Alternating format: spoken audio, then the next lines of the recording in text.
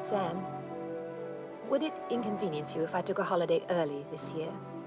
Rest up, get some sun. What about one of those pleasant little islands in the Caribbean?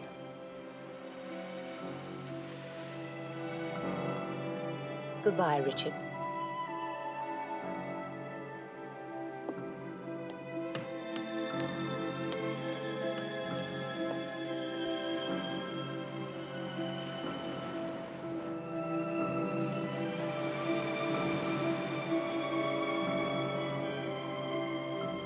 Rachel, hurry up or we'll be late again. It's only 8:30. The ambassador arrives at 9. I'd rather not sweep in at the same time. I just want to get a hanky.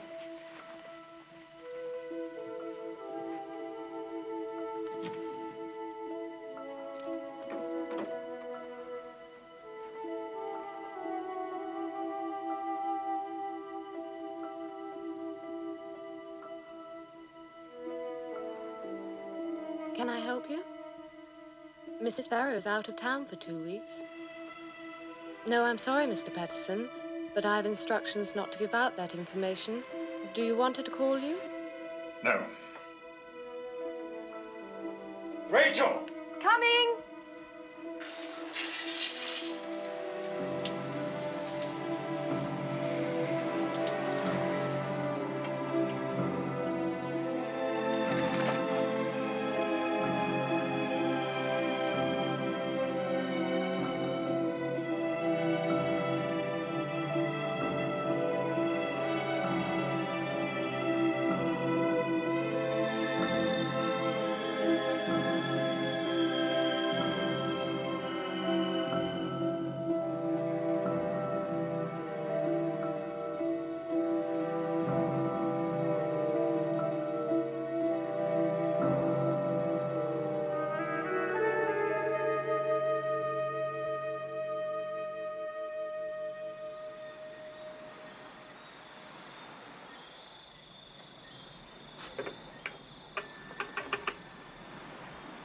I wish to call Paris, please.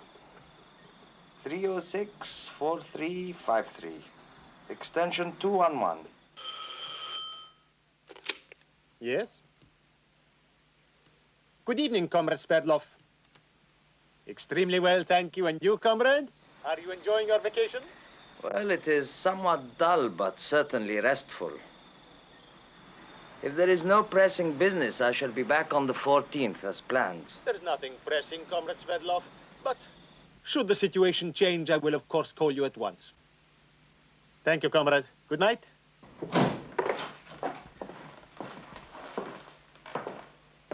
General Galitin wishes to see you.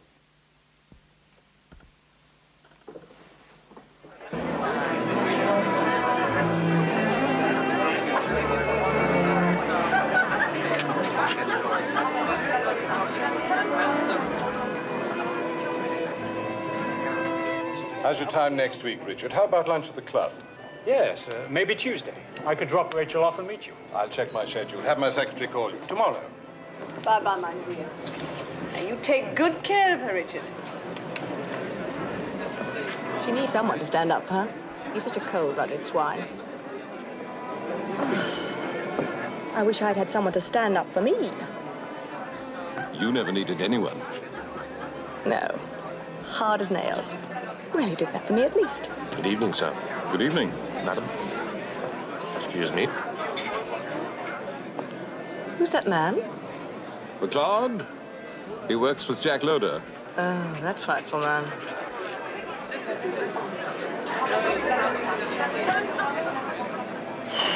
It's getting a wee bit crowded in here.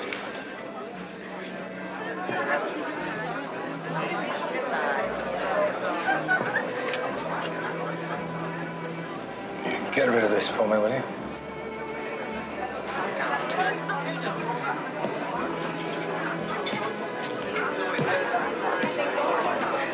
Good evening, good captain.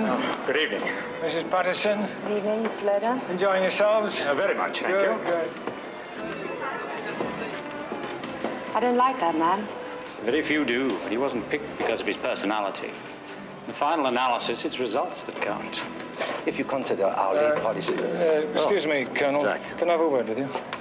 Will you excuse me, please? All right, Jack. What's on your mind? General Golitsyn arrived without Sverdlov. And so far, Sverdlov hasn't shown up. Yes, I know. He wasn't at the Belgians last Tuesday either. I was going to call you at your office tomorrow. Where the hell is he? What's up? He's out of France. On a vacation, we assume. Oh. Well, if you gave us a bit more information, we might be able to assume something for ourselves. Sorry. It really looks like a vacation, nothing more. He's in Barbados. Barbados? They never go anywhere for a holiday except home. He must be up to something. Setting up a rocket base? Well, the Caribbean could just be a blind. Maybe Sverdlov's been recalled. Unlikely. Maybe Golitsyn's being moved up. Oh, too old.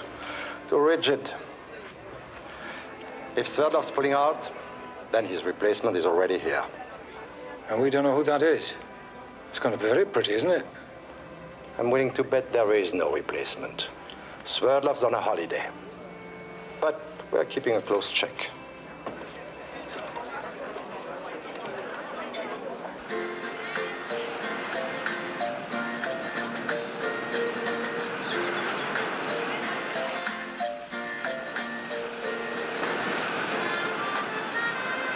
Good morning. It seems hotter this morning. Yes, I think it is. Perhaps we will have rain. I see clouds over there. Yes, but it doesn't matter. It never lasts long. You know not to shelter under those trees. Which trees? Those trees there. They have a curious name. I can't pronounce it. But if the rains come and you stand beneath them, the water will burn your skin. They are very poisonous. Someone should have told you about it. Well, I'm afraid I haven't given anyone much chance. Yes, you have remained very much to yourself since your arrival. Being neighbors, I could not help but notice. I also came here to get away from people. You are English? Yes. Fyodor Sverdlov. How do you do? I'm Judith Farrow. Say, Al, she said. What's that his name now?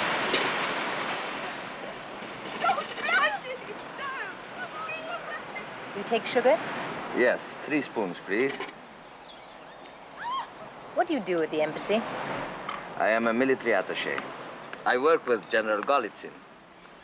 No? No. Does his name mean anything to you? No, should it? Well, he's been in Paris for nearly 3 years. You said you know Paris. I know someone who works there. I used to go over there sometimes for the weekend and stay with friends. I don't mix in embassy circles. Yes, they're not very exciting. Always the same faces. I would have remembered you if I'd seen you. Do you work in London? Yes, I'm a personal assistant to a man called Sam Nielsen. He's with the Home Office. Yes, I know him. Would you like a Russian cigarette? No, thank you. I promise you it isn't drugged. Well, even if it was, you'd have to find some other way. I don't smoke. If I go away and leave you in peace, will you have dinner with me? Yes, if you like. It would be very pleasant for me. 8 o'clock? I'll wait for you by the bar.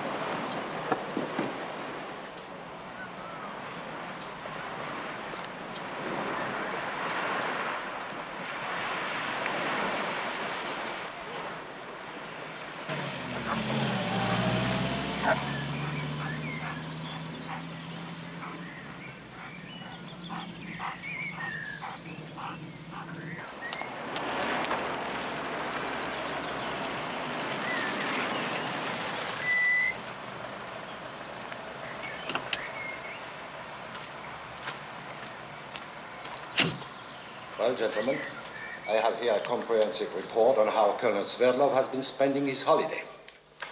So far, he has done nothing suspicious.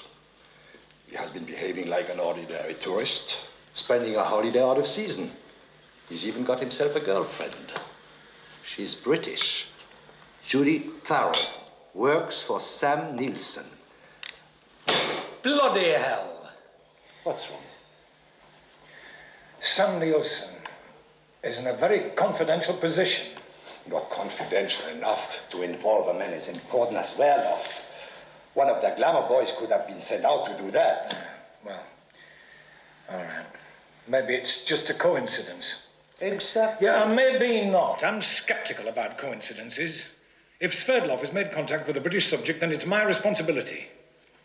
All right.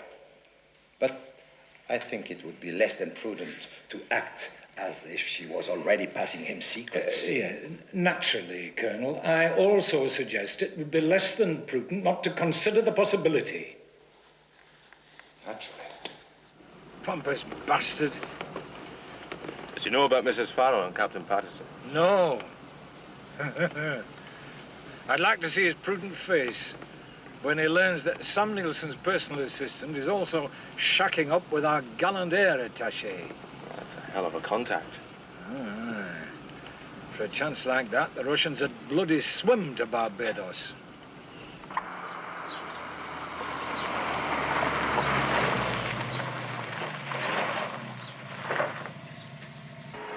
Excuse me. May I have your picture, Mr. Van Meer? Thank you.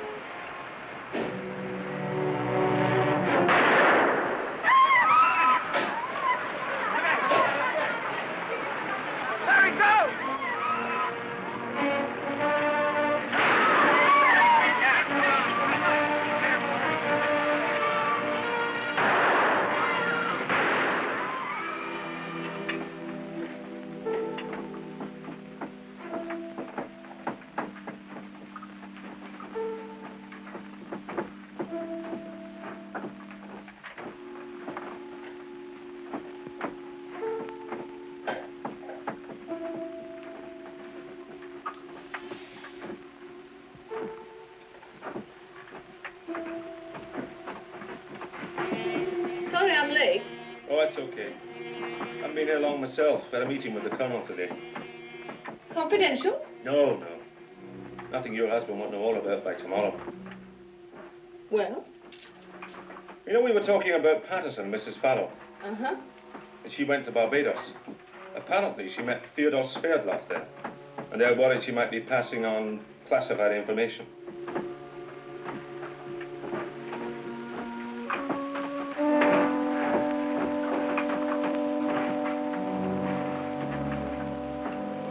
Be a sweetie and turn off that bloody television.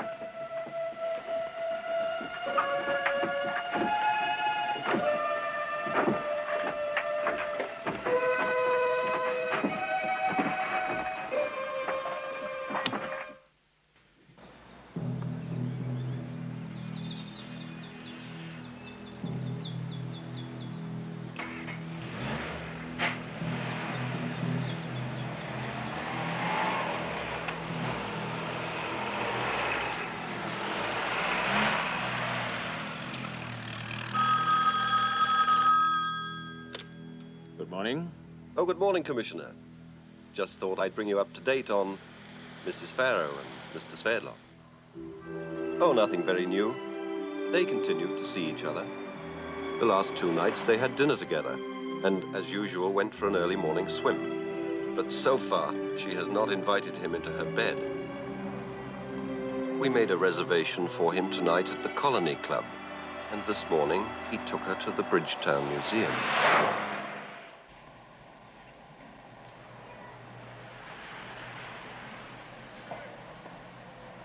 Look at this.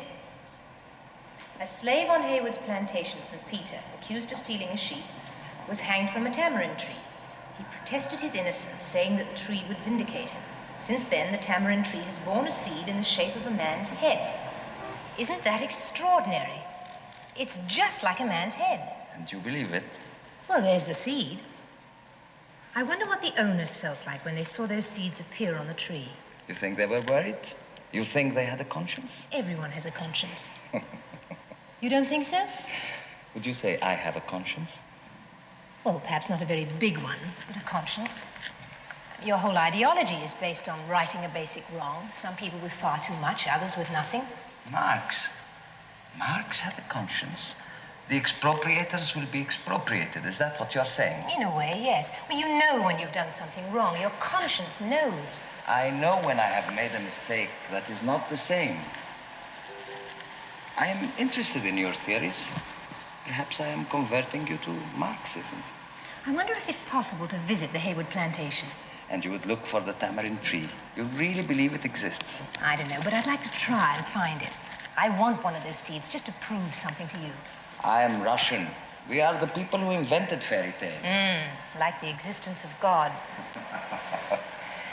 You know, it is a good sign that we have many dialectic disagreements and yet get along. We are proving that it is really possible to coexist. Perhaps that's because we're on neutral territory. Too neutral. I'm optimistic. You like me. I can feel it. Are you afraid to make love? Yes. I've just had one miserable love affair, and I don't intend to start another one. Who was he? What did he do to spoil you for me? His name is Richard Patterson. Captain Patterson? You know him? Only to speak a few words when we meet socially. He was the only man I've been involved with since my husband died. He was burned in a car accident. I was trying to work hard and get over it. I kept everybody at a distance. I was quite happy, and then someone asked me to Paris for a weekend, and I met Richard. So you became lovers. Was he a good lover? Did he please you? Yes. Don't go.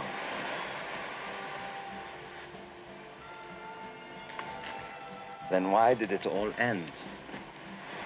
Oh, he said he and his wife were separated, that he was going to ask her for a divorce. As it turned out, he never even considered it. She's going to have a baby in a few months. So while he was loving you, he was reconciled to his wife. And in her bed as well. And you can't forgive him for making a fool of you. I don't want to talk about it anymore. I'm nearly finished. The worst thing about Captain Patterson is that he's really very dull. I would be much better for you because I make you laugh. Did you laugh much with him? No, I suppose I didn't. Much too serious, too intense. I find it hard to take these things as a joke, and so I don't think you would be better for me. Oh, I said nothing about a joke. Laughter is a very serious business. One should be happy in love, and laughter confirms the love and the happiness. Real love simply cannot exist without laughter. How well do you know him? He never mentioned you. Oh, he wouldn't. He doesn't encourage friendships with our people. It might hurt his career, like divorcing his wife. Couldn't you tell that it was the most important thing for him? Obviously not. That is because you are a sentimentalist.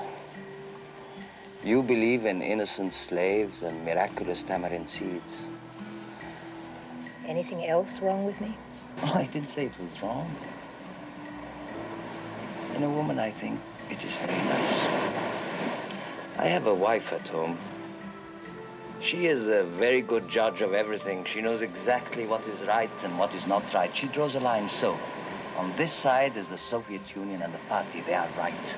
On the other side is the capitalist world. Wrong. I am telling you about my wife now, so that you don't say afterward, you are married, you never told me. There won't be any afterward. No, probably not now. I must go back to Paris in a few days. Please don't go. I would like to talk about myself a little bit, if you don't mind. You may be asked questions about me when you go back. By whom? Your intelligence people. What will you tell them? To mind their own business. Will you stop trying to hold my hand? You don't trust me? No, you said you wanted to talk. Yes, but please let me hold your hand. I am afraid of the darkness. Well, everybody is afraid of something. You came here to run away from your love affair. I came here because I had nothing to run away from. Do you understand that? No. What does it mean? I have a good career. I have a wife who is a famous specialist. She is young and nice looking. I belong to a great country and a great socialist movement, which one day will be accepted by the whole world. God forbid. How could he if he doesn't exist? Now, don't interrupt me. I am playing at capitalism and counting my assets. I am healthy, and I can have women when I want them, except for you. But I don't want women except for you. I don't want to see my wife. I don't feel anything for the socialist revolution anymore. What do I do about this? Has this holiday helped at all? Yes, I feel more relaxed. I feel that I would like to stay here indefinitely, with nothing more important to do than to spend the time with you. Would you like to take a trip to one of the other islands tomorrow? I'd like to think about it. Now I really must go in. Thank you for a lovely evening.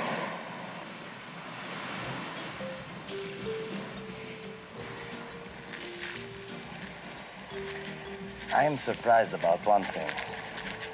Why haven't you suggested that I come over to your side? Wouldn't the West want me? Probably. But I doubt it would work for you. No. I believe you are a neutral. You don't want converts. No. And I don't want to be converted either. I very much believe in being free to choose. You know something? You have forgotten about the group captain, isn't that so? Tomorrow, I think I'd like to go and look for that tamarind tree. All right. What will you say if we don't find it? What will you say if we do? Good night.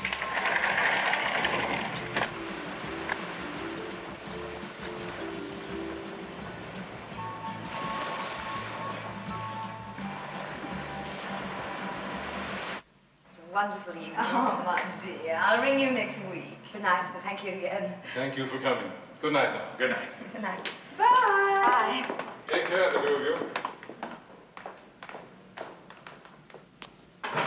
Rachel may not be the brightest lady in the world, but she's very sweet. I'm glad you like her. It'll help Richard. Not unless he stops playing around with that little piece he's got in London. Oh, come on, Fergus. Stop trying to look as if you didn't know. That bloodhound Loder's been checking up on him.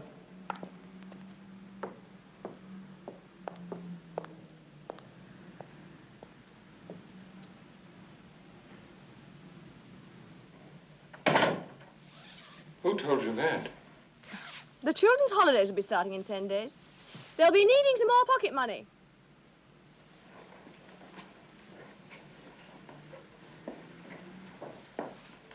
Whoever told you about Loder's investigation had no right to do so. It was rather naughty of him. I want to know who it is. Why? You'd only get him into trouble. I'd make sure he never gave away another confidential report. Darling, it wasn't anything important. Just a little affair.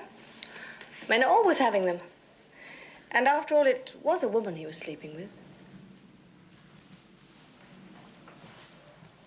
I've no interest in what Patterson does with his private life. My only interest is in seeing that security amongst our staff is held to a maximum.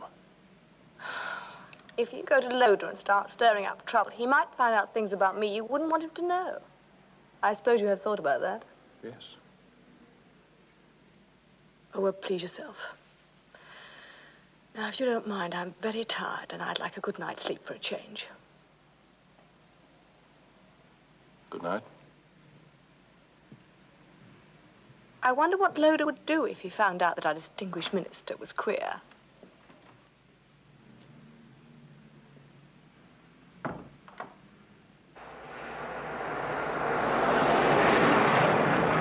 How can an intelligent woman like you even think of such nonsense? Shall I tell you the truth?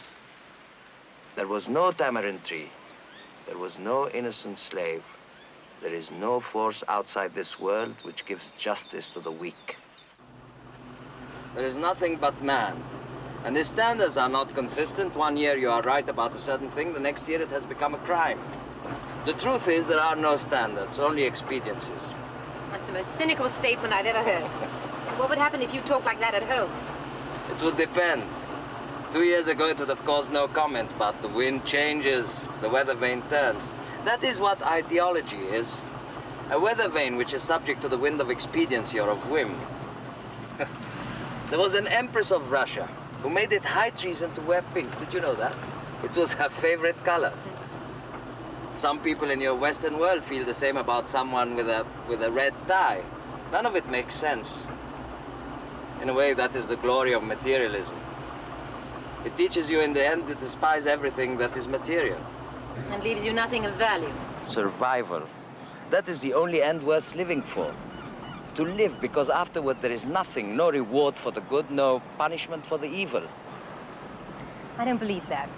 If you simplify it, it's just absolute selfishness, and I don't think that makes anybody happy. You think I am selfish? Well, no, you philosophize one way and you act another. Basically, you're a very kind, generous man. Kind and generous to you, perhaps. Well, perhaps because I hope to get something out of it. See, thanks. You believe me. You are very gullible. Your group captain told you he loved you and you believed him. I tell you I'd do something because I want to go to bed with you and you believe me. We are both liars. How are you going to survive if you can't tell the difference between one lie and another? I'm really worried about you. I asked you not to keep mentioning Richard. I should never have told you about him. It was very stupid of me. You don't know how charming it is to find an intelligent woman who does stupid things. Tell me something. Are you as sad about your lover as you were when we first met? Does it really hurt when I talk about him? No. No, it doesn't. It seems less real here. But I don't want to go back. It will be easier than you expect. You will think of me instead of him. You're sure? We will meet in London, if we are very discreet. She's booked on a flight due back Friday. She obviously likes him, but if it takes going to bed with her to recruit her, so far he hasn't succeeded. It's possible his trip to Barbados is just a coincidence. Oh, it's possible. But you don't think very likely? I think it's best to be very careful. Thank you. You know, she's Sam Nielsen's assistant, and she's Group Captain Patterson's mistress. I thought the affair with Patterson was finished. If Comrade Sverdlov persuades her to go over, I don't think she'll have much trouble starting it up again. You think there's a chance she might go over? Sir, my line of business has taught me three things.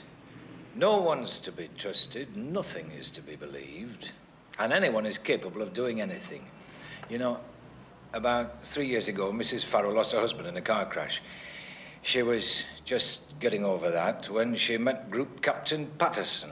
Well, knowing the gallant group captain, it's not hard to guess what happened. And a very unhappy young woman took herself off to Barbados in search of whatever it is that young women are in search of. A twice damaged little plum, just ripe to fall into the hands of a man like Sverdlov.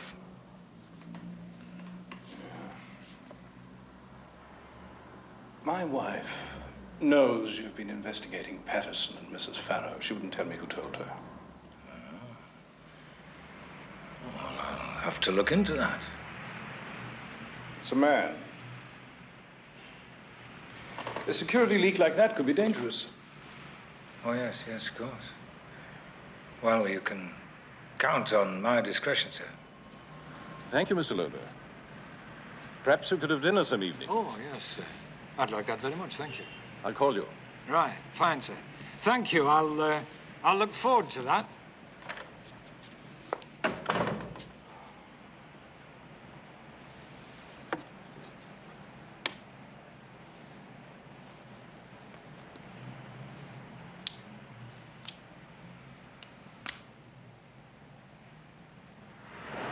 Miserable bitch.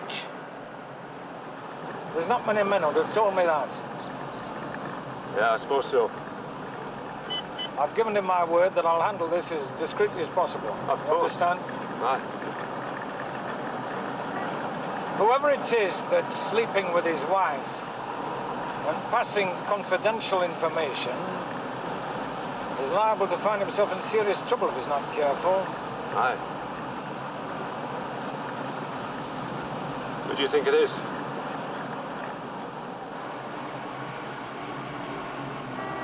Watch the road.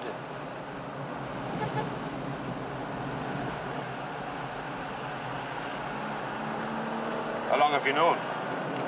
Not long. I swear You on... tell the lady you won't be seeing her anymore and keep your trap shut. Or I'll have your bloody head on a stick, you understand? Yes, sir.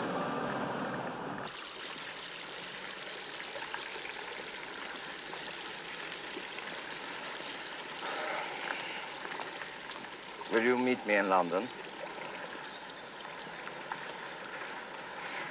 I don't know. It's been so simple here and uncomplicated. Can we wait and see how we feel when we get back to work? If I must. You are sure you don't want me to take you to the airport? No, thank you.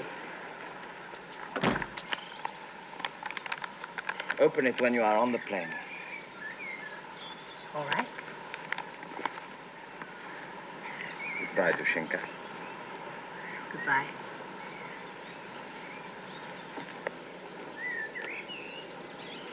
Thank you.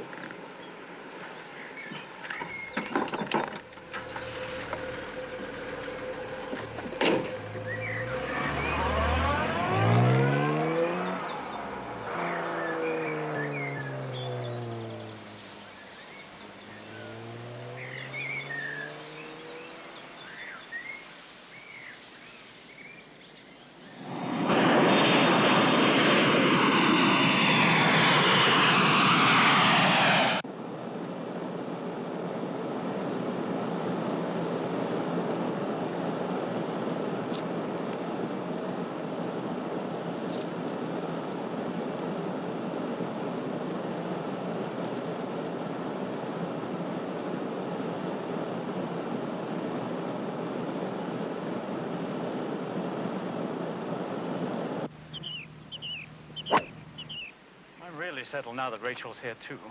She loves Paris. Everyone's been so kind to her, especially your wife. Rachel adores her. Margaret's very fond of Rachel. I had a couple of postings myself when Margaret couldn't join me, and I remember I got very lonely and rather bored, especially in the evenings. I expect you did, too. When you first arrived. Yes, it was hellish lonely. And also, to be honest, things were uncertain between Rachel and me at that time. She didn't want to be uprooted from England, and I cared about this posting too much to give it up. I'm afraid I made rather a fool of myself. I understand you became friendly with a girl in London. May I ask how you know about that? I'm afraid not.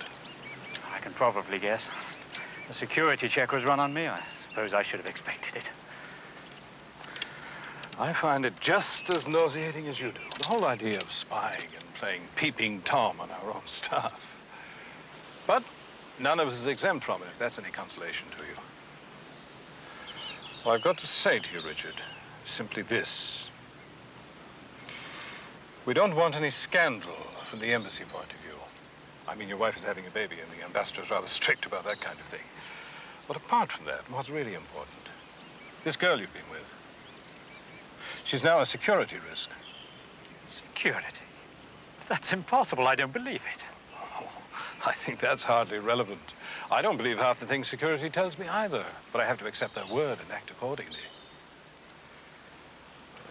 If you've anything more to do with her, you'll be recalled.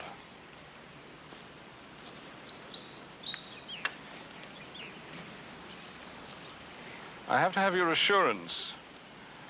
Nothing in writing, just your word. Of course, I'll never see her or communicate with her again. We had, in fact, broken off about 3 weeks ago.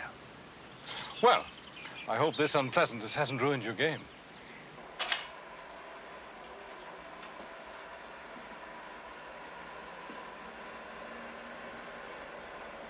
Excellent. Have it copied out and assembled in the blue file. Yes, General. I must have an appointment with the Hungarian ambassador. You will stay here until the prints are ready. I want the blue file on my desk tomorrow morning at 9. Yes, General.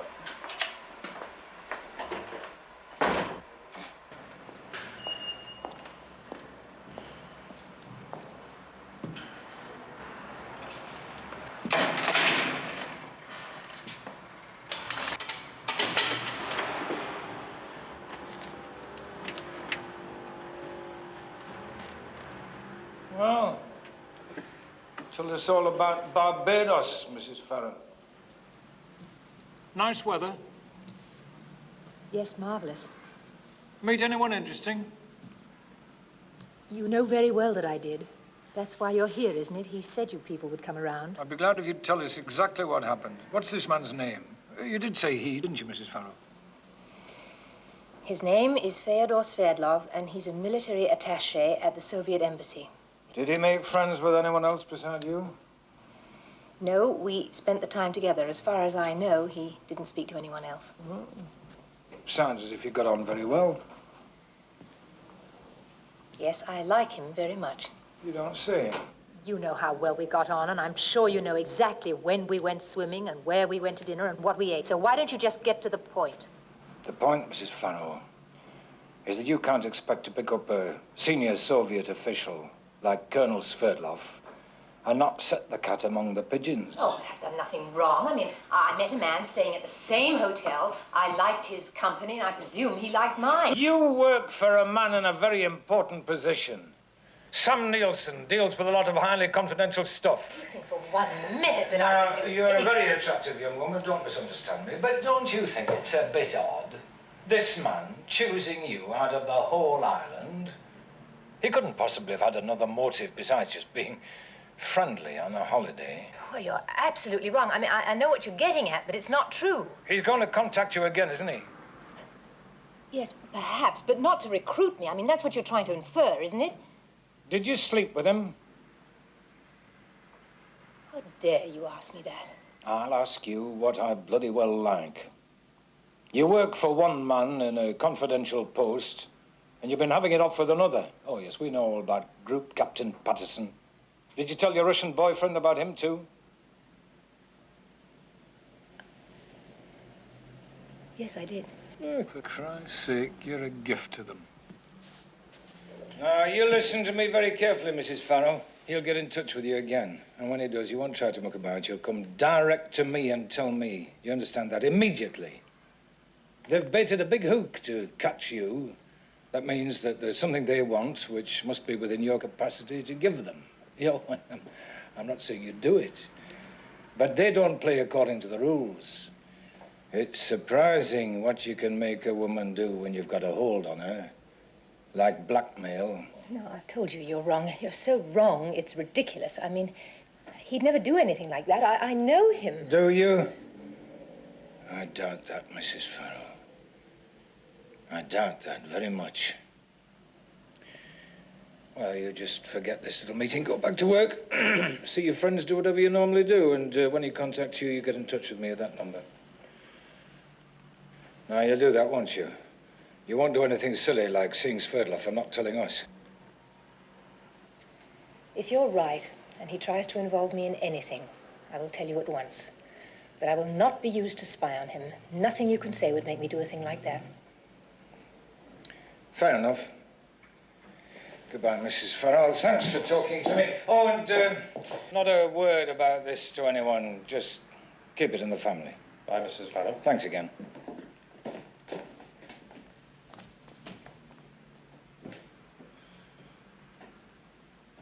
She put up quite an argument, didn't she? Yes. I think we're too late. I think that bastard's got to her already. I wouldn't trust a bloody word she said.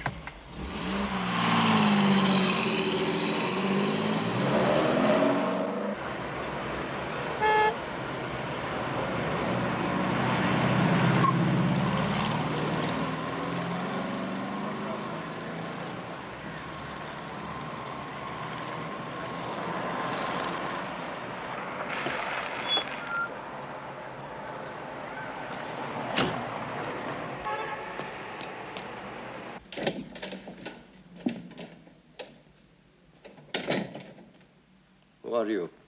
Anna Skriabina, Comrade Sverdlov. Where is Kalinin? Why are you in his office? He is sick. I'm a temporary replacement. I hope you'll find me satisfactory, Comrade. I'll do my best. What is wrong with Kalinin? I don't know, Comrade. Do you know where he is? No, Comrade. I was only told he was sick, nothing else. All right. I see there was a meeting between the ambassador and Czechoslovakian chargé. I don't see a full report in my papers. Do you know where it is? It should be there, Comrade.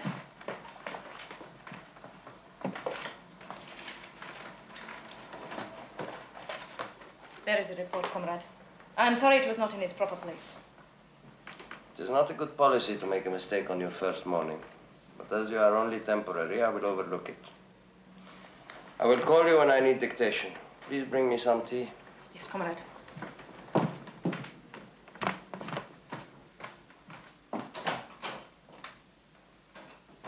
Kalinin was showing signs of strain.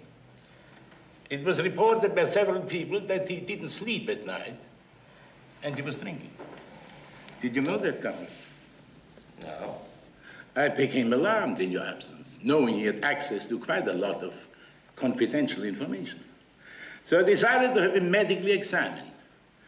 He was diagnosed as both physically and emotionally unqualified to continue his work here. So we decided to send him home to recuperate. He was invaluable to me. I feel somewhat responsible. Perhaps I worked him too hard. That was the doctor's opinion. If you are not satisfied with Anna Skriabina, I can have her replaced. By a man, if you prefer.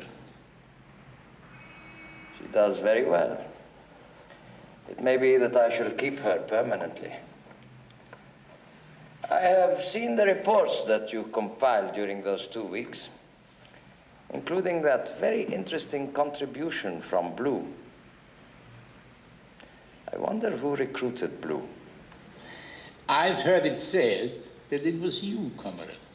I don't even know his identity. Nobody knows that except Panyushkin. That's the measure of blue's importance. Nobody else who works for us has been so well protected. A very wise precaution. Now, to change the subject, but not the object, I have had some luck on my trip to Barbados. I have made a very useful contact. I met a woman on the island. She has a very confidential job at the Home Office in London. I believe that I will be able to recruit her. That could be very useful. Is she attractive? Very. Well, then your task should not be too unpleasant. On the contrary, Mrs. Farrow is as charming as she is beautiful. I am looking forward to our relationship with the greatest of pleasure.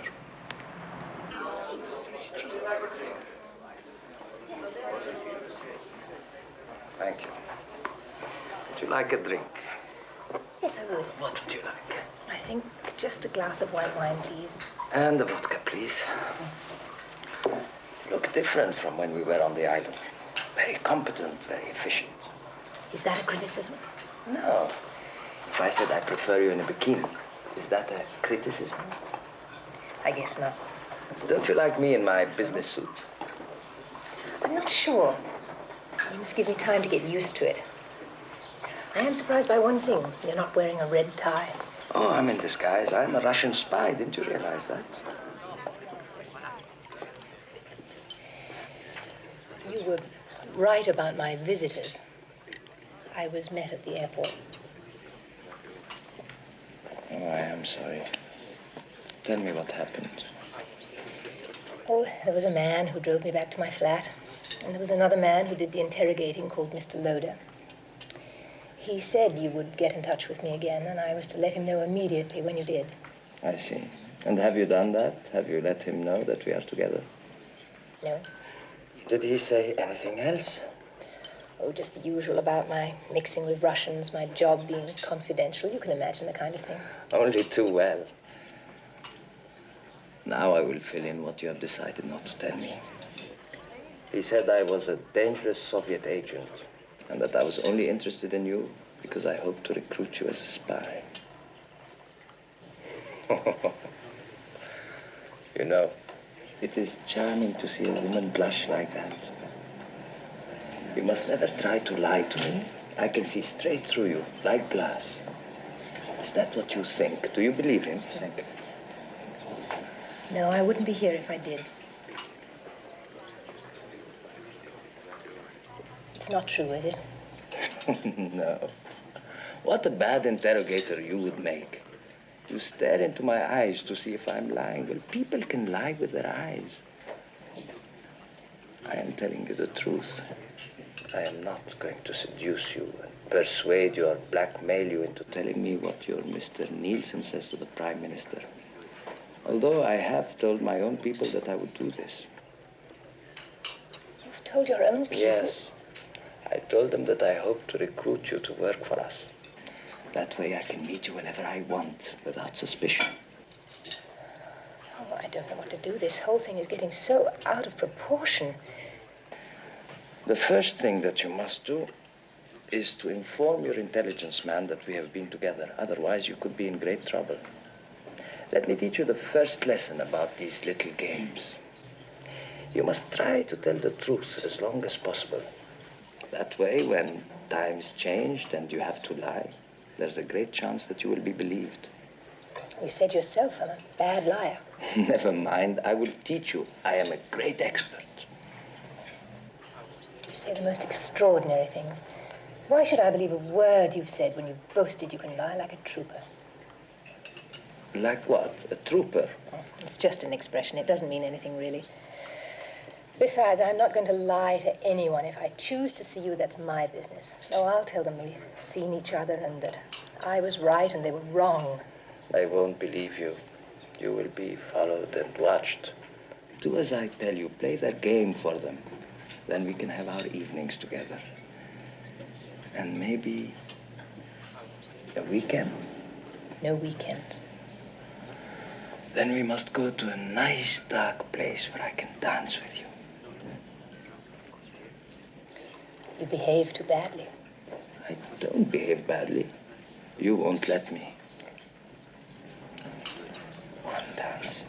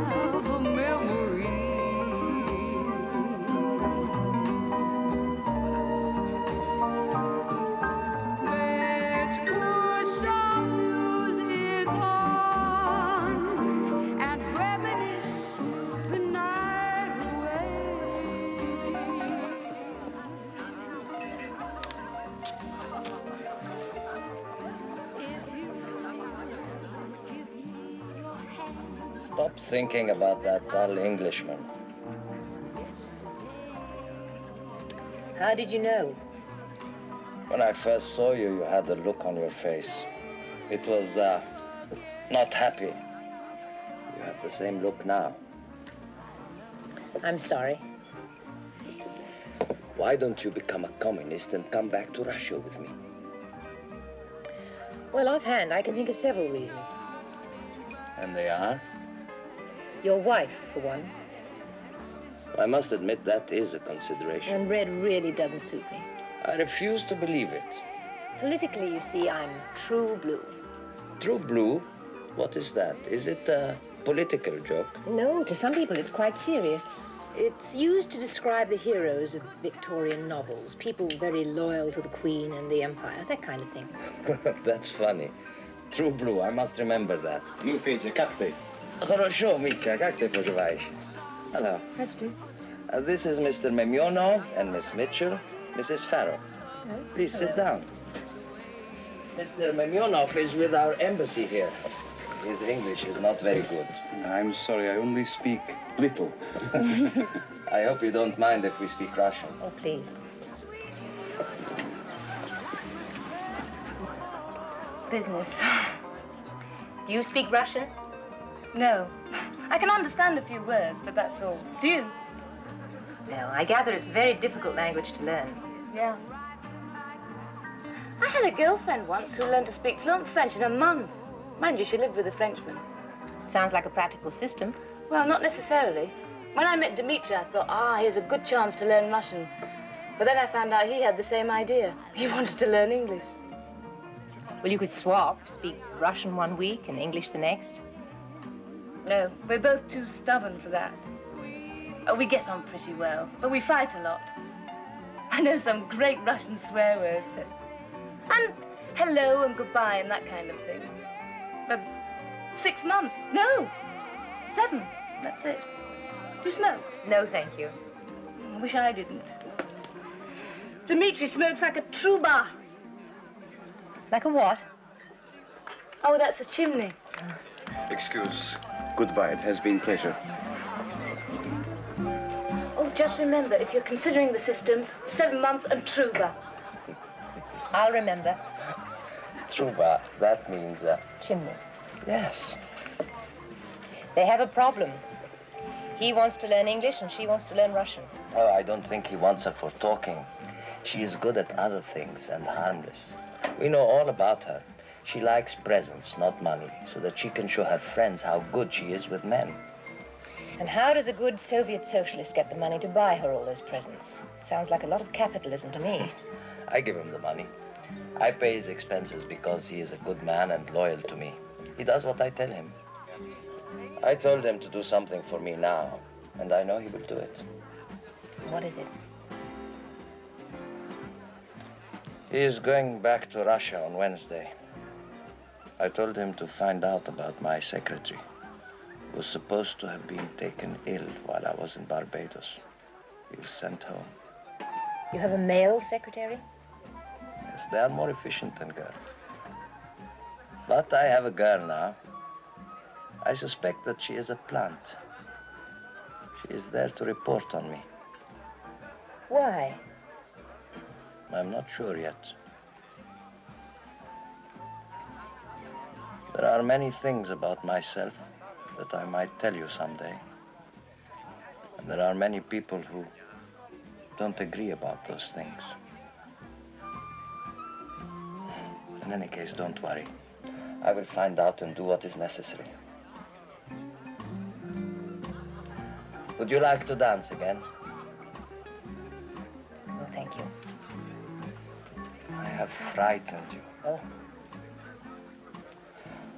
Would you like me to take you home?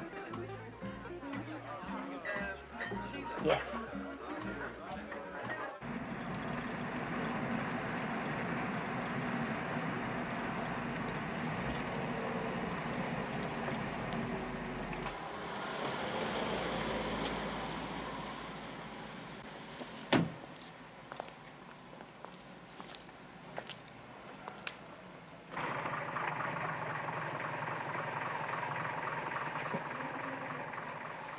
Theodore, listen to me a minute.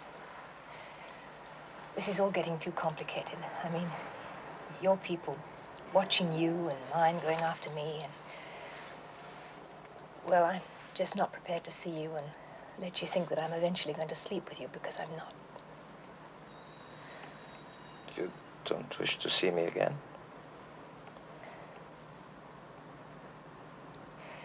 I think it's better that I don't.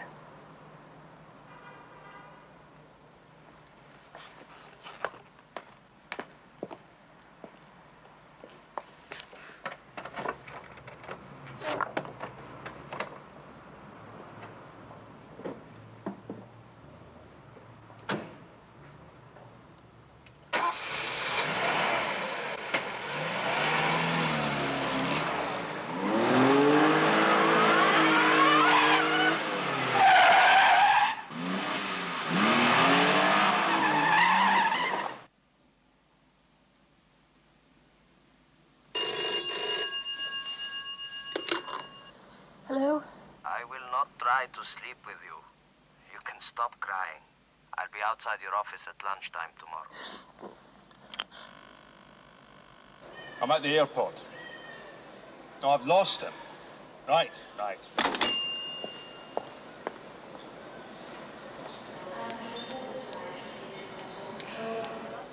I find it quite revolting. You and that dreadful man lunching together.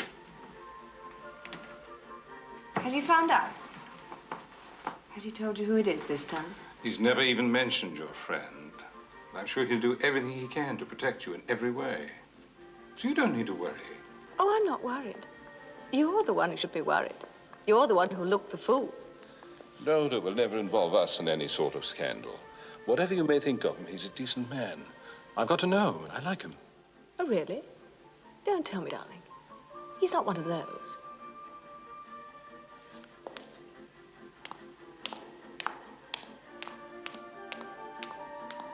Have a nice lunch. Et maintenant, information routière. Sur la Nationale 5, circulation normale de bout en bout. Ce qui n'est pas toujours le cas, comme les automobilistes le savent. À Paris, sur les boulevards périphériques, circulation dense mais assez rapide. Dans les quartiers avoisinant l'Opéra, gros embouteillage. Et maintenant, revenons à la...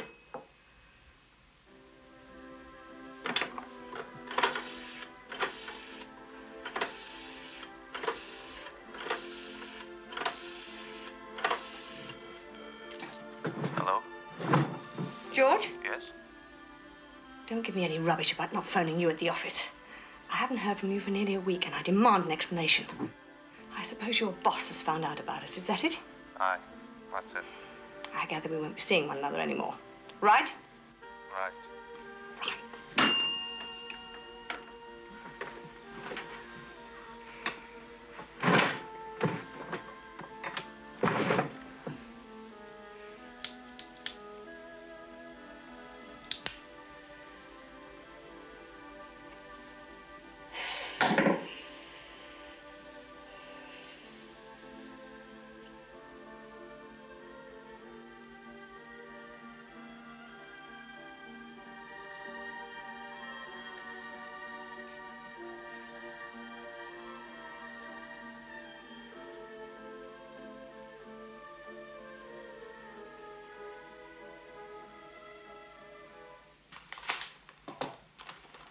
It arrived this morning in the diplomatic bag. It was a personal letter from Igor Tomarov, who had known him since his marriage and was a witness at the wedding.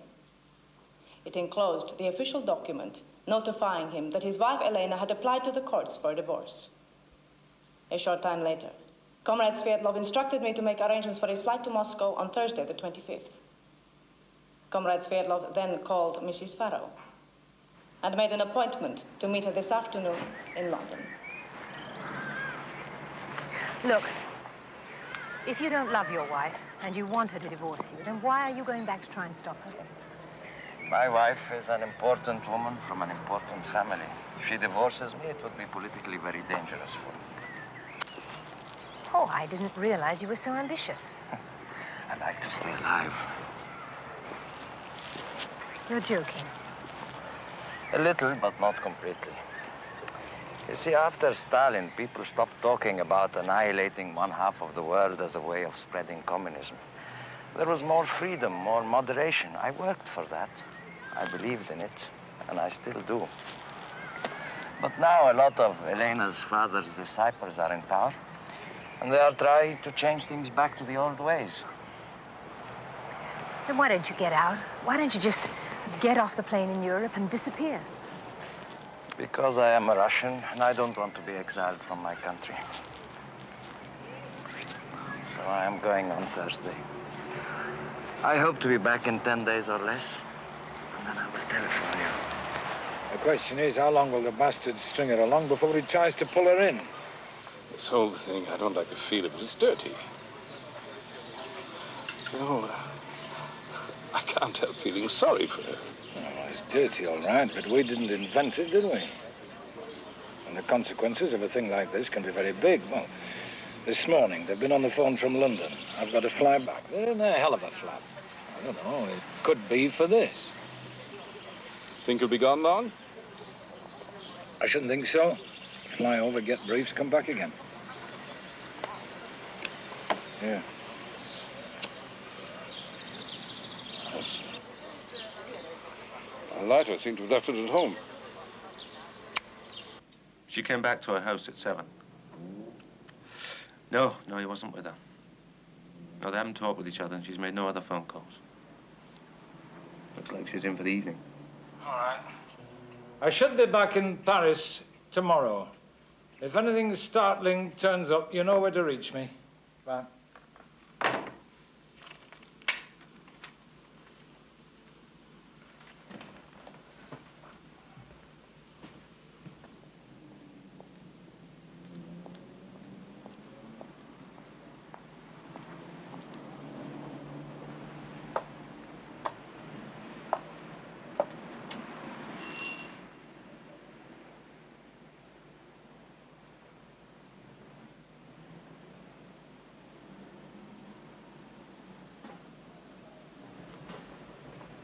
Who is it?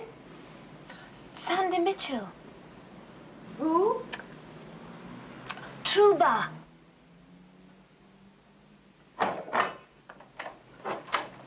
Hi. Hello.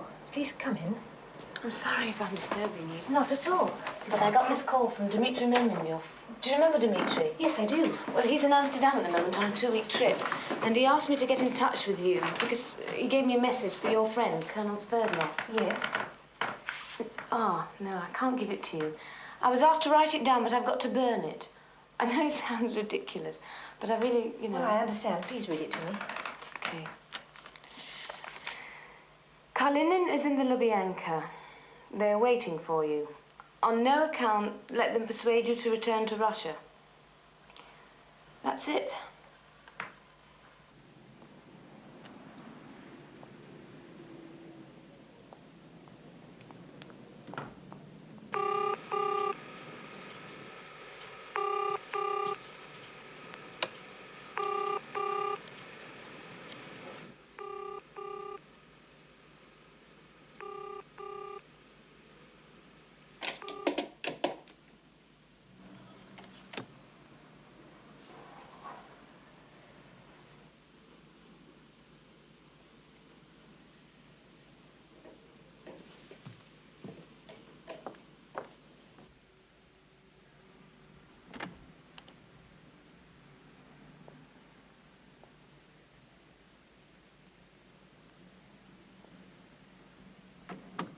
hope I'm not disturbing you. I seem to have lost something, a lighter. You haven't seen it, have you?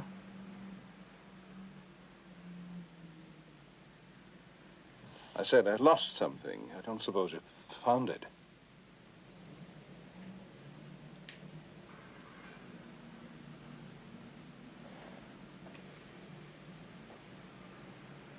Looks like a lighter, doesn't it? It even has an inscription from your loving wife. Since I haven't loved you for years and I didn't give it to you in the first place, I was naturally rather curious. It took me quite a long while to work it out. I tried unscrewing it, so it's probably broken. So you won't be able to take any more photographs, will you?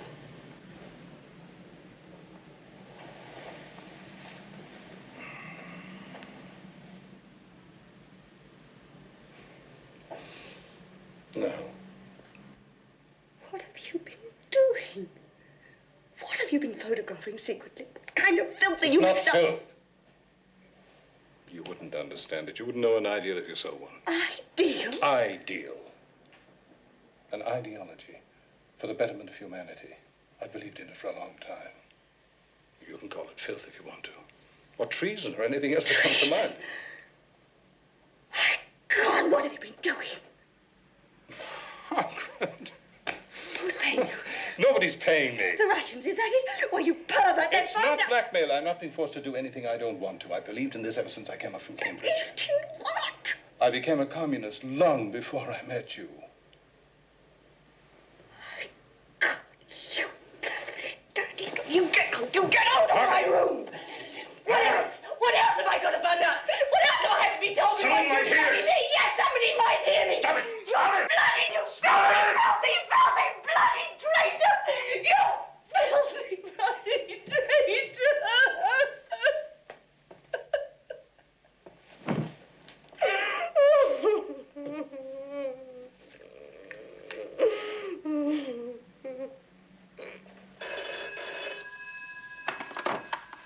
Dushinka. Oh, I've been trying to reach you for hours. Can you talk? Yes, but if it's something important, be careful. It's terribly important. I've had a message from your friend Dmitry Memenov. Careful. I know it is much to ask, but is it possible for you to come here? Yes. I will meet you at the airport. Take the next available plane. And be calm. There is nothing so tragic that we cannot work it out. Trust me, Dushinka. Do you know what that word means? Yes, I asked a translator at the office. It means darling. I will see you in a few hours. Goodbye, Dushinka.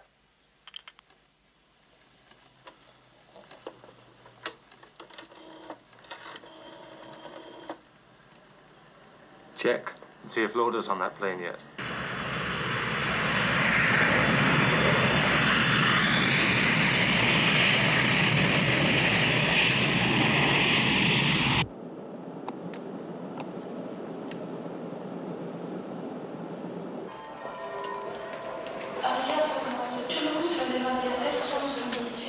Look happy. You've come all the way to Paris to see your lover. Are we being watched? Of course. What a wonderful surprise. I didn't expect to see you again until I got back from Russia. Don't think you would have returned from Russia. Tell me more about it on the way to the hotel. Hotel? Well, you don't expect me to take you to the Russian embassy. Mr. Loder would never believe another word you told him.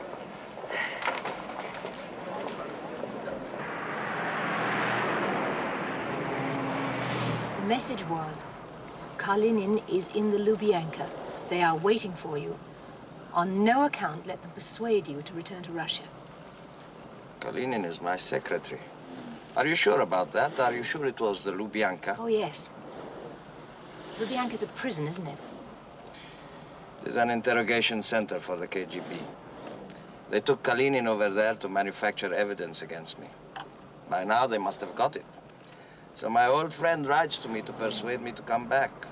And my own wife agrees to divorce me. You see, I have become corrupted. I have fallen in love with a degenerate capitalist. And I have acquired a taste for Scotch whiskey. That alone proves that I have lost my Marxist soul. Stop it. You're in terrible danger. If you go back, you're going to be arrested. I can cancel my trip and rebook for later. I can say that I have succeeded in recruiting you and that you have a tremendous secret for me. Now, don't look so sad. They won't get me, I promise you.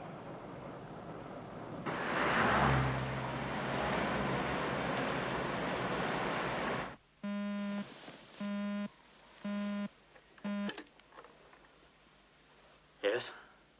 Richard, this is Judith. Richard? Yes. Wait a minute. Let me get you another phone.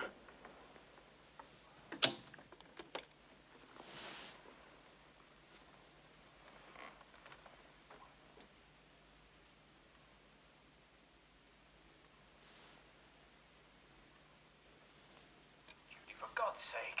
I'm sorry, Richard. I didn't want to call you, but Loda's out of town, and you're the only one I know that could help with this. At the Raphael, 721. All right, I'll be there as soon as I can.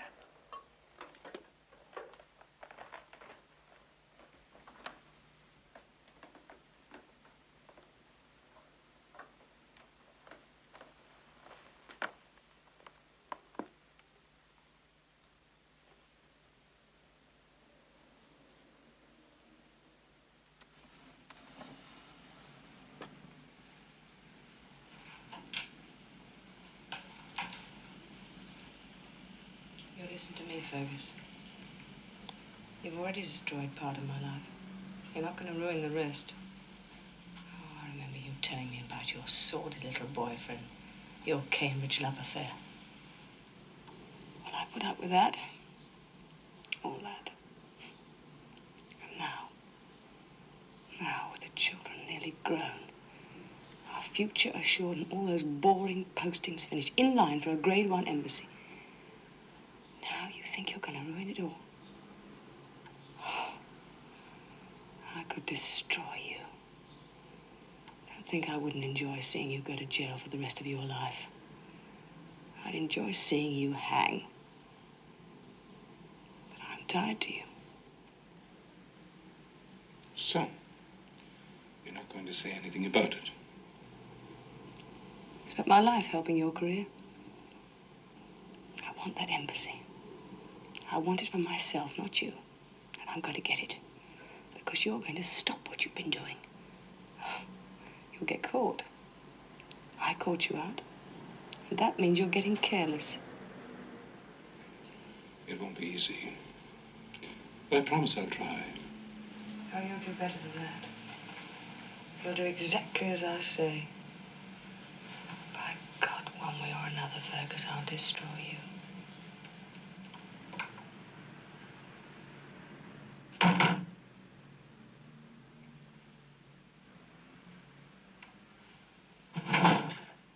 Who is it, then? I can't tell you that.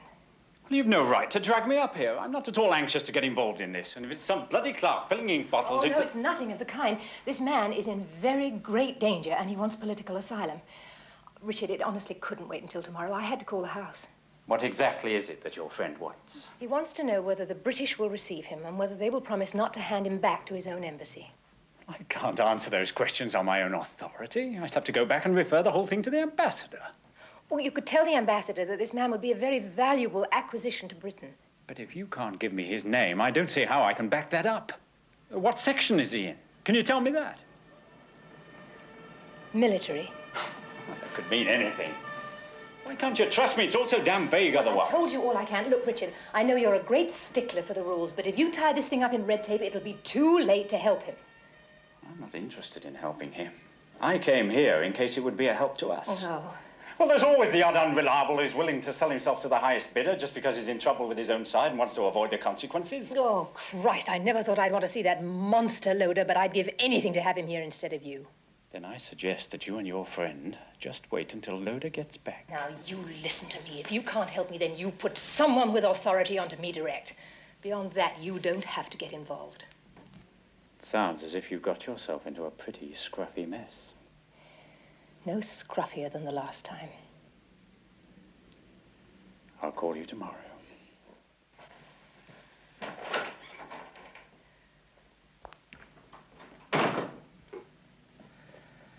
will go to his ambassador and say, "Sir, I have a most important Russian officer who wishes to come over to our side." It will go down in his record and he will be happy. But he won't deal with me himself, and I will be happy about that because I don't like him. No, neither do I. Which means that I am very determined not to make the same mistake twice. I am determined about that also. Then take me back to the airport. Well, if we don't spend the night together, how am I going to convince General Golitsyn that I'm succeeding with you? If we do spend the night together, then I shall lose my job at the Home Office. And then I don't think General Golitsyn would be interested in whether you succeeded with me or not. You are a very difficult woman. Tell the General that. This is what I have to expect if I come over to the West. Then I'm better off dead. Major, I'm going to entrust a very delicate matter to you on behalf of General Panushkin. I am at your disposal, General. The orders come from Panushkin himself. I'm only following instructions. Pick two men whom you can trust completely. Trust as you would trust yourself, as I trust you. Have them watch Colonel Sverdlov. He is under suspicion from the Presidium. I am sorry to hear that. You will report to me and no one else. Panushkin has placed this matter in my hands. Sverdlov is due to return to Russia soon. If anything happens to alert him before he goes, I shall hold you responsible. Major, you understand? I understand, General. There's a woman involved with him, a Mrs. Farrow. She works for Mr. Nielsen at the Home Office. If Sverdlov succeeds in recruiting her, it would be very important for us.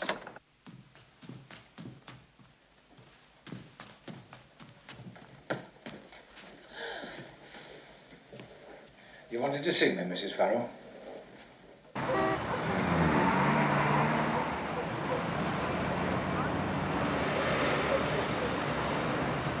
I hear the Brazilian minister's on the point of resigning. Uh-huh. That's the rumor.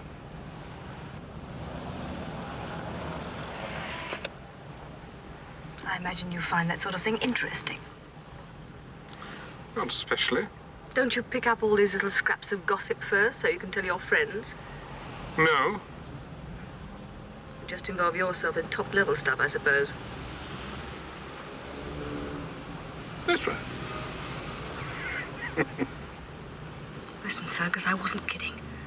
If you don't get out of this... What'll you do, Margaret? Turn me in? Ruin us both? I don't think so.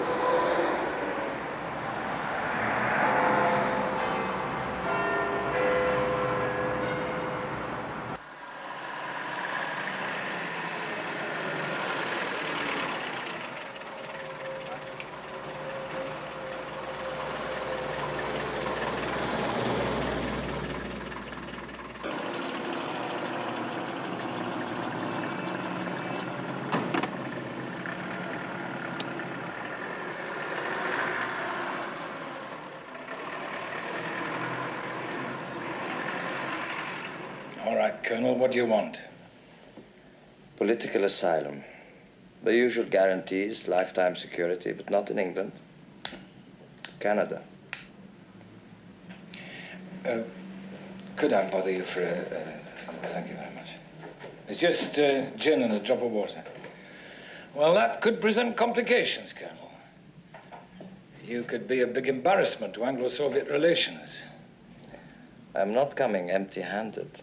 No? What are you going to bring with you? Always supposing we're prepared to offer you hospitality. One piece of information. One? What? Thank you. What? One item? Is that what you're offering? Oh, come off it, Colonel. Nobody's going to wear that. I wouldn't waste my chief's time making the suggestion. Oh, he'd just tell you to get stuffed. What do you want, Mr. Loader? The names of a dozen expendable agents, the key to a code which would be changed within 24 hours after I've gone, or information about who is betraying Western top security methods at this moment. The reason you were called back to London so suddenly.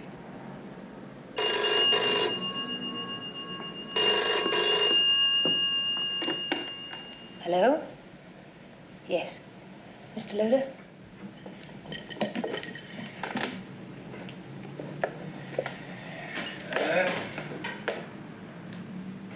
Oh.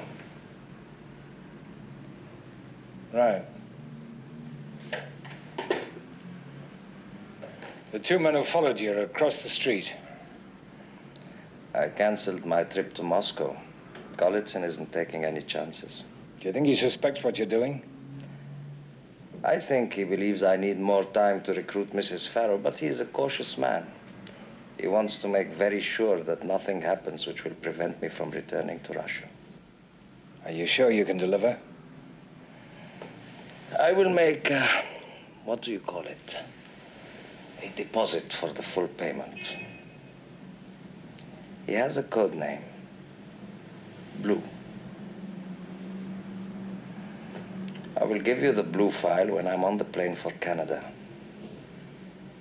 Right. You give us blue, and we'll see you safe and snug for the rest of your life. How do you want to do it? I will make my arrangements and tell Mrs. Farrow. I believe she knows how to get in touch with you. Okay, you're on. Now, there's another little problem. It won't help matters if your two friends out there see me leave this house. Well, Mrs. Farrow and I will take a walk and draw them off. All right? Yes.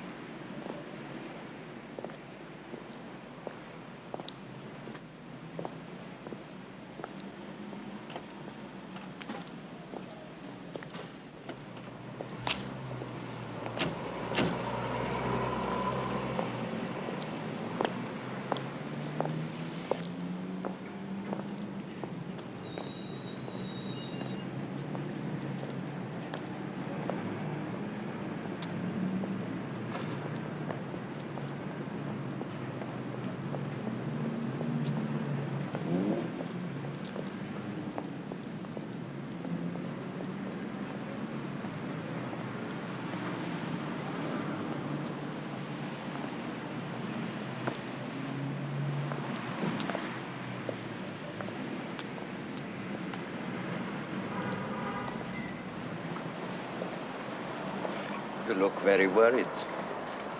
Really, I can't think why. And you have not been sleeping. I think that you are in love with me. Well, you think wrong. No, I am worried. I haven't had a decent night's sleep since this thing started, but I think I'd feel that way for anybody I really liked. You will tell me the truth when we get to Barbados. Barbados? I am taking you there to complete your seduction. I have explained that you are a very difficult woman who won't work for us unless I make love to you under the palm trees. Why Barbados? I mean, it's such a small island and anything could happen there. You think I would be safer in Paris? Barbados is British. Mr. Loader will be able to protect me there. Will you come? Yes, if that's a way to help you, of course I'll come. Can we go back now? I'm sure Loader's gone and I'm suddenly very cold. It is important that they think that I'm succeeding with you.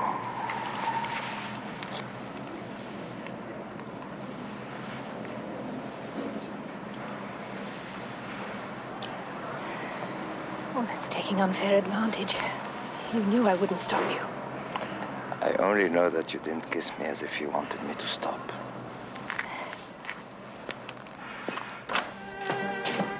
All right, really. Come on, my dear, sit down.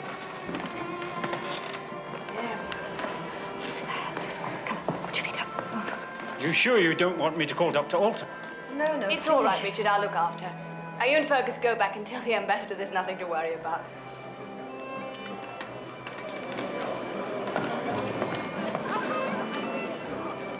I'll get you a glass of water. I've never fainted in my life. You've never been pregnant before. Oh, come on. Pregnant ladies often feel faint. No, it isn't that.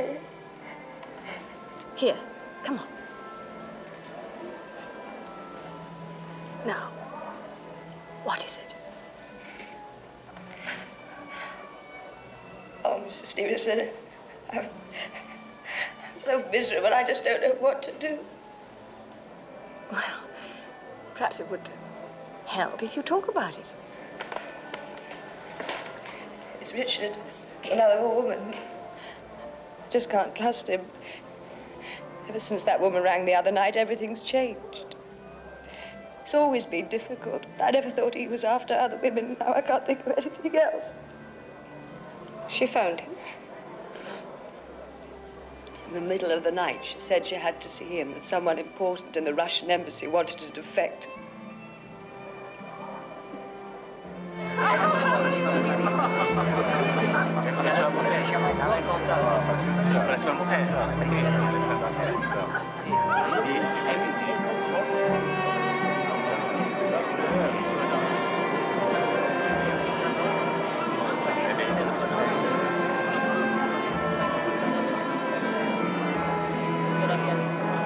How is she? Oh, she's fine. She's just lying down.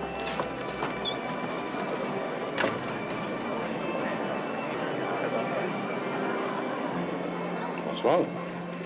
I just heard something that makes me want to throw up. Could you please make our excuses so we can get out of here and talk about it?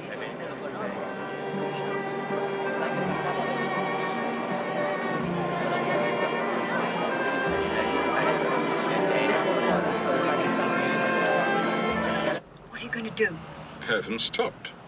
Supposing he's already told them who you are? He hasn't. Might have been arrested by now if he had. These things take time. It could be weeks before he comes over. If you don't know who he is, how can you have him stopped? The woman who called Patterson about the defector was probably his former mistress, Judith Farrow. The English bitch who's been sleeping with the Russian. Colonel Fyodor Sverdlov. There's nothing I can do about it until the morning. Why morning? I've just one means of communication, and it's only available to me during the day, between 9 and 5.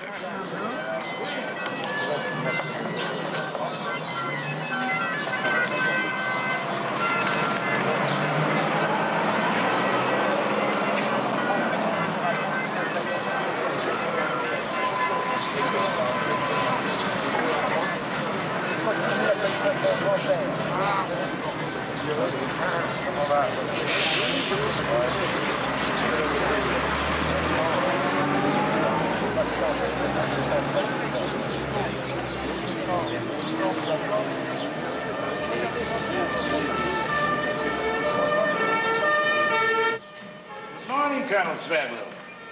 Good morning, General. Can I get you some tea, coffee? No, thank you. I have come to a crisis with Mrs. Farrow.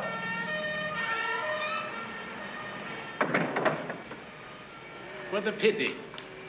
I thought she was committed. She will be committed when she brings her first report. But I'm afraid she still has a little bridge to cross. One from her side to ours. She's feeling in a romantic mood at the moment. I shall have to take a few days and help her cross that little bridge. Well, as I remember, seduction can have its compensations. Another time I might enjoy it, but I have had to cable my wife and ask her to wait again. I understand. It's difficult to choose. I choose my duty. Of course. There is no question of which has the first priority. This woman has access to the most confidential report about everything Nielsen does at the Home Office. She could be one of our most important agents over here, perhaps as important as Blue. If I let her go now and take time to attend to my personal business, we could lose her. A few days to convince her that she is doing it for love, and then a controller can look after her for a week or two. Have you decided who is to take over in your absence? It might be dangerous to keep her uncontacted even for a few days. Do you have a man in mind? What about Gregory Stukalov? I will leave that to you. You and Stukalov will be responsible for keeping her while I'm away. If she likes Stukalov, then he can take over from me completely. But one should never hurry these things. Oh, patience is needed. I hope you'll be able to persuade Elena Maximova to forget about the divorce. She's a fine woman. It would be a pity to lose her. Oh, I don't intend to lose her. As soon as I have recruited Mrs. Farrow, I should be on my way to see my wife. If everything goes well, I should be seeing you in a few days. Good luck, Comrade.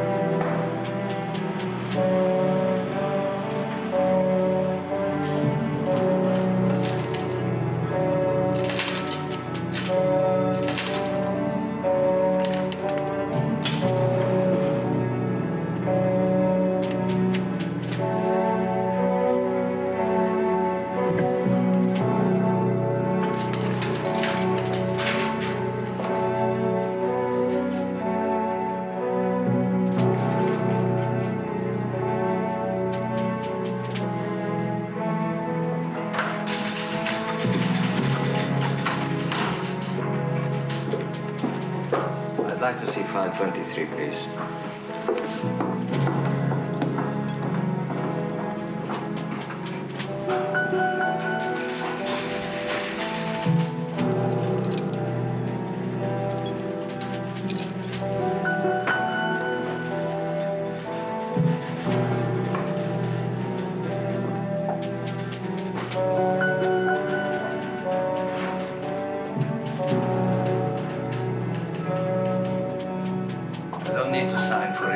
I'm not taking anything out.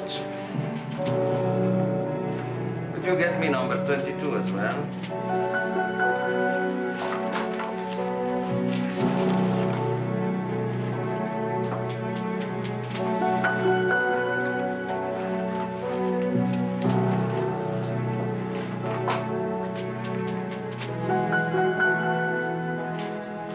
Thank you. Good morning, comrade.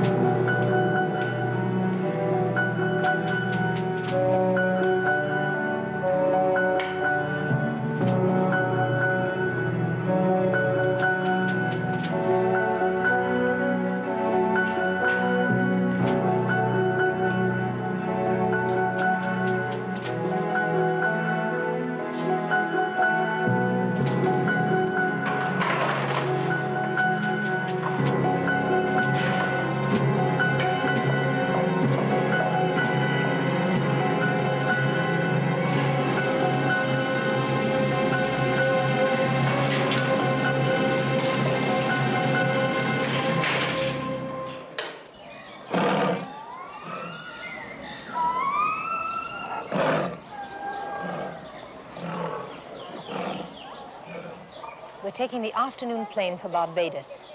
We'll be staying at the Beach Hotel, St. James. Well, he wants to get out as quickly as possible. Do you think you can make the arrangements in time? I'll bloody well have to, won't I? Is that all he said? Oh, he'll have the documents with him. All right. I'll get him out of Barbados on the Saturday plane.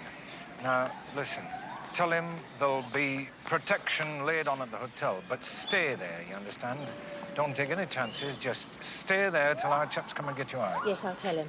You're not thinking of leaving Barbados with him, are you? That's not on. I'm just warning you. I'm only going to Barbados because he needs me as an alibi. I've no intention of going on to Canada. Very glad to hear it. Yes, I thought you would be.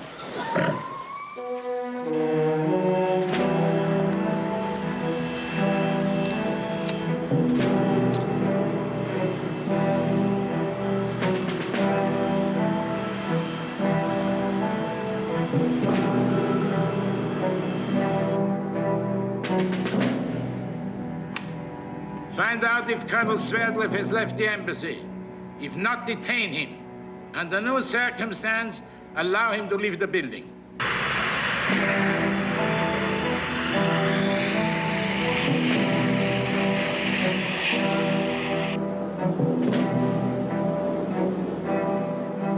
According to Blue, Sverdlov intends to defect. Strictly by using the simplest of all intelligence maxims. If you want to elude the pursuer, do it in broad daylight, with as many people around as possible. We shall get him in London. You are told to watch and report every word, every movement. Get up.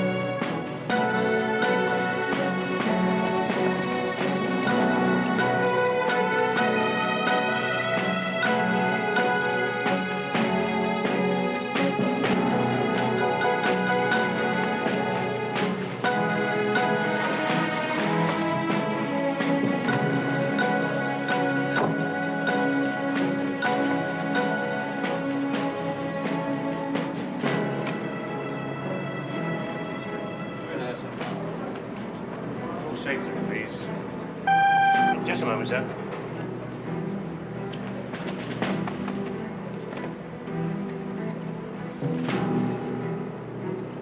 What's that? Oh, sir, looks like a gun to me. Just a moment. Oh, that's quite all right, sir.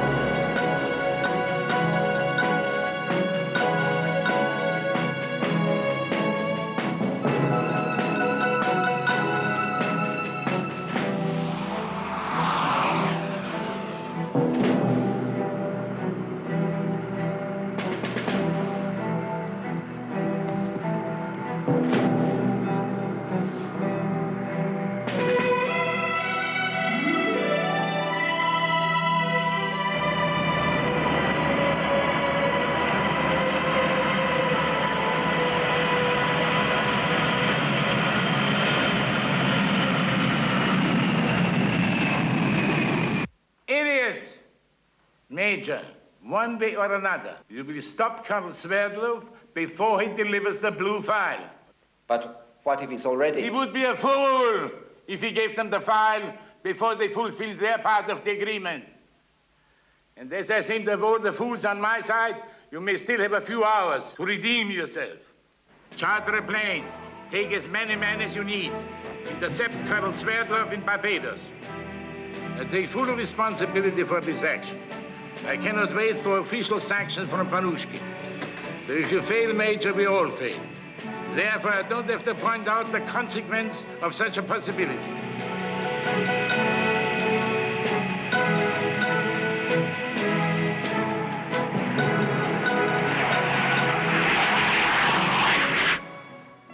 They're both on the island under close security.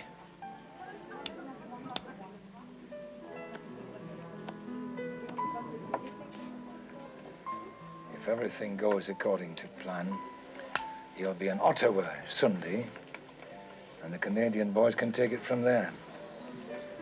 Congratulations. Wow. Normally, I hate doing business with his sort, but if the blue file is all he claims, it'll be worth it. Blue file? Code name for their top agent here in Paris. I'm almost onto him now. Almost onto him. I just hope the alley doesn't turn out to be British. When will you know? Sverdlov will hand the file over once he's tucked up nice and safe in Canada, so I should think this is Blue's last weekend to enjoy himself. To Blue's last weekend.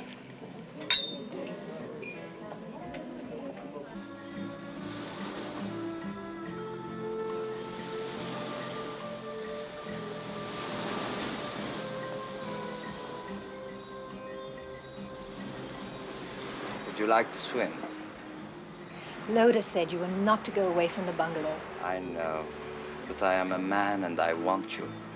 And if I can't have you, then I must occupy myself with some pleasant distraction which will keep my frustration to a minimum. Has it ever occurred to you that I might be slightly frustrated myself? Then come to bed with me. Or come swimming.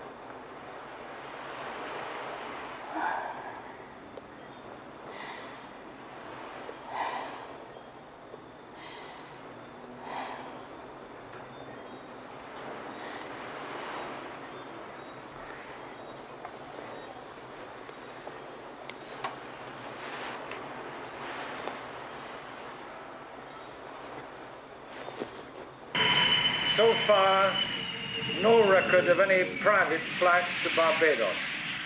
One flight plan was filed by a jet charter service, 5 male passengers, destination St. Vincent. That's about 100 miles. We're checking it out. How are the lovebirds doing? No problems yet. Well, keep your eyes on them. Right. Okay.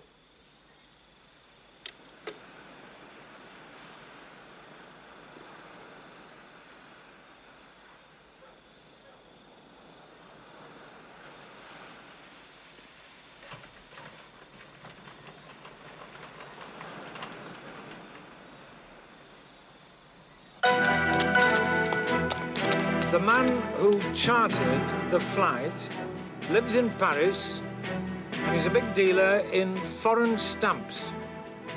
The other 4 men are listed on the company's board of directors. No one at the jet charter service felt there was anything unusual. Just businessmen off to the Caribbean for a week's fishing. Right. Well, so far it's quiet. Let's hope it stays that way.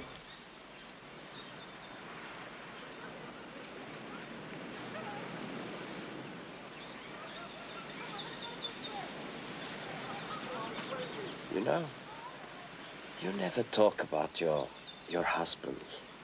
About your English lover, yes, but not your husband. Why not? I suppose because I feel guilty. Why guilty? What did you do? That's more what I didn't do. For the last 2 years, I wasn't in love with him. Was he unhappy? No, as a matter of fact, he was very happy. He enjoyed everything he did. He was a most uncomplicated man. At least, that's what I kept telling myself afterwards, so he couldn't possibly have realized how little contact we had. Life was just one big party, one big laugh non-stop. Come to think of it, it was hell on earth after the first year. If he hadn't been killed, I would have left him. Well, you won't be allowed to leave me. You are the most persistent man I have ever met. Let me ask you something. How do you feel about all this? Going into exile, running, hiding? Well, you see, I'm Russian, and we believe in fate. As a matter of fact, we invented it like fairy stories. That way, if anything goes wrong, it is never our fault, it is fate. I am not glad I'm going with Mr. Loder. But I'm glad I'm not in Lubyanka right now. A lot of the people I worked with won't be so lucky. I would enjoy some more tea.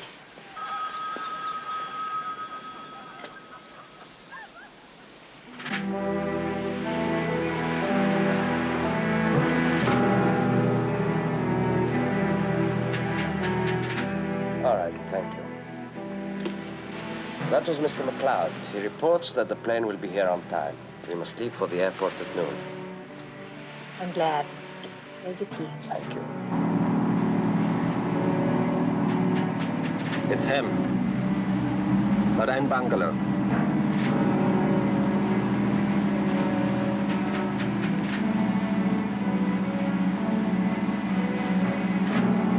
The doors are open.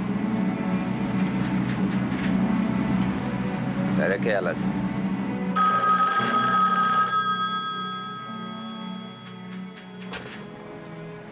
Yes?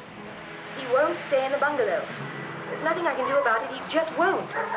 Well, he's going out in a few moments to swim. Oh, it's all right, Mrs. Farnham. Don't worry. We'll look after him.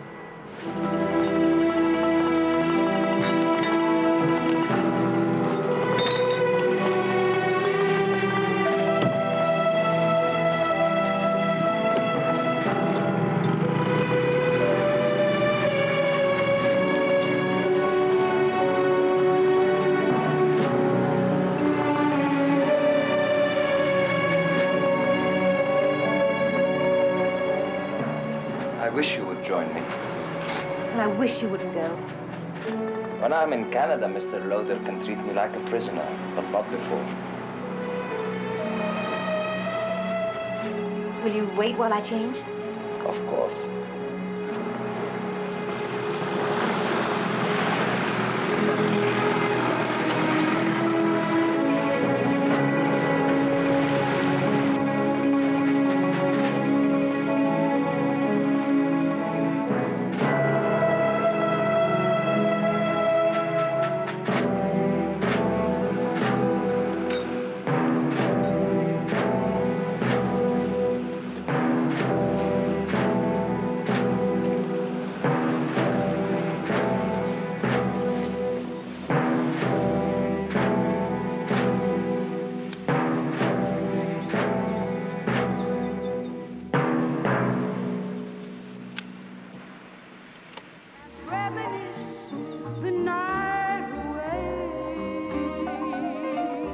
Shinka, Yes? can you hear it? If you give me your hand. Yes, it's the song we danced to in London. Then A good omen.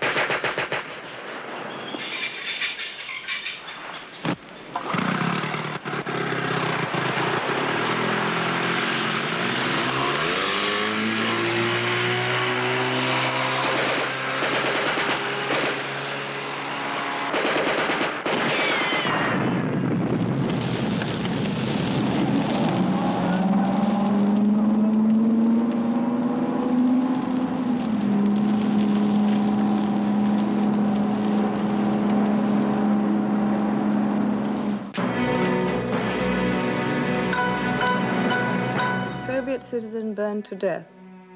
A Russian tourist registered as F.G. Sverdlov was the victim of a fire in the Bungalow Beach Hotel on the fashionable west coast of Barbados. Mrs. J. Farrow of London was rescued and was rushed to the hospital on the island. The cause of the fire is unknown, but it is thought to be due to an electrical fault. The bungalow was completely gutted and several of the surrounding buildings were severely damaged. I suppose you should be congratulated on a job well done. Will you get a bonus? I suggest you curb your aggressions until we're out of the woods. What do you mean? The traitor's dead. But did the blue file die with him? How will you find out? I'm having lunch with Loda. Will the children be down this weekend? We're planning to be.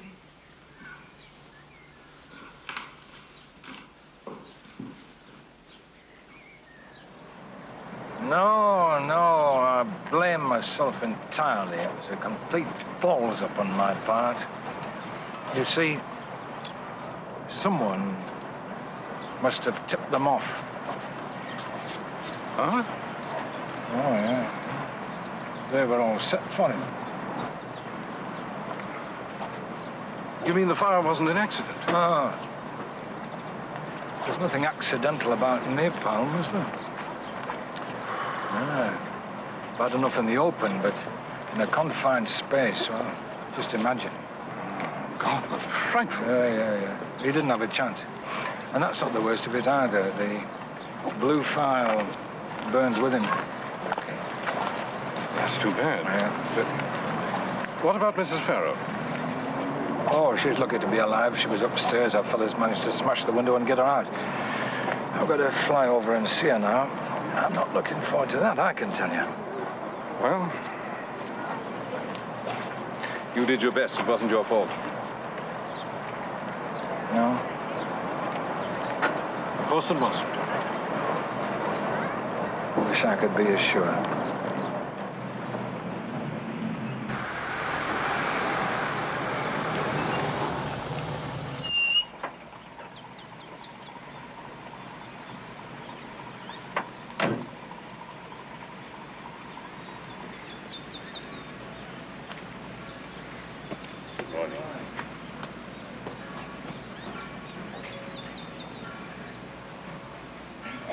Could you tell me where I'd find Mrs. Farrow, please?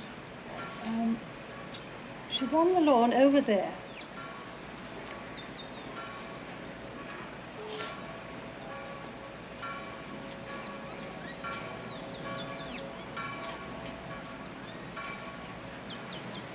Thank you. Thank you very much.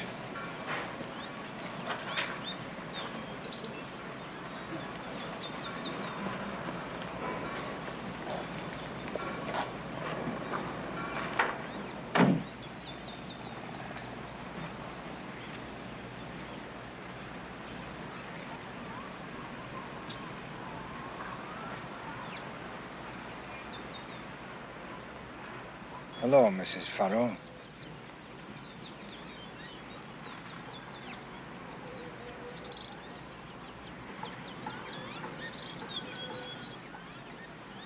What do you want? They tell me you've made a great recovery. Going back to England next week.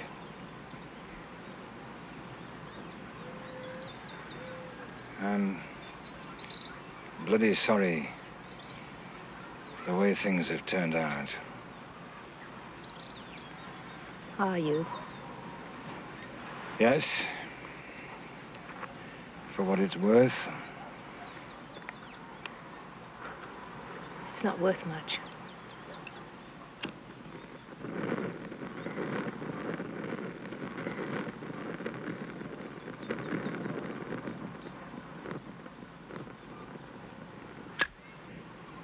Sorry.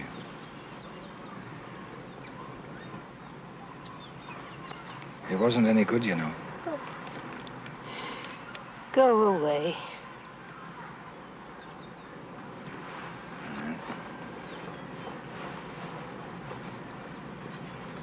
I brought something for you. There.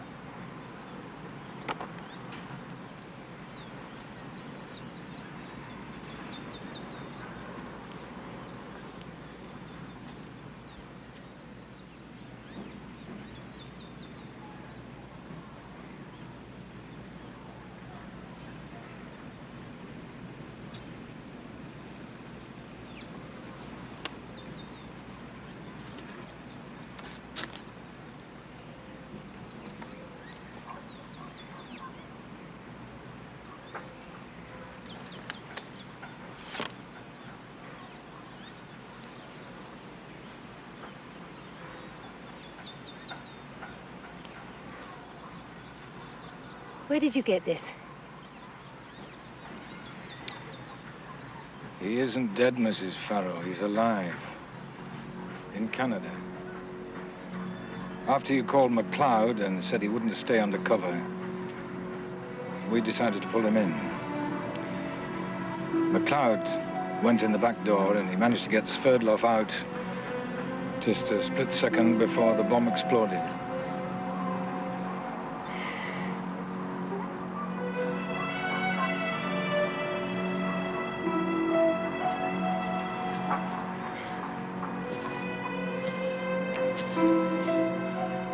If you want to see him, it'll be arranged. Goodbye, Mrs. Farrow.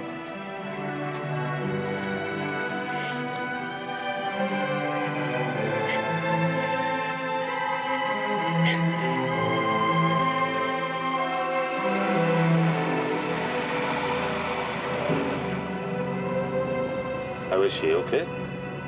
From now on, I suspect her recovery will be nothing short of spectacular.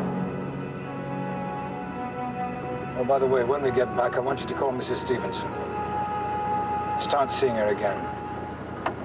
Find out if she knows that her husband's a Russian agent. Now that Stevenson thinks he's safe, we'll let him continue to operate. Just make sure he only passes on the kind of information we want them to have. And sooner or later, the Russians will twig. Oh, yeah, undoubtedly. They'll figure him for a double agent and kill him. Thus saving Her Majesty's government a great deal of expense and considerable embarrassment.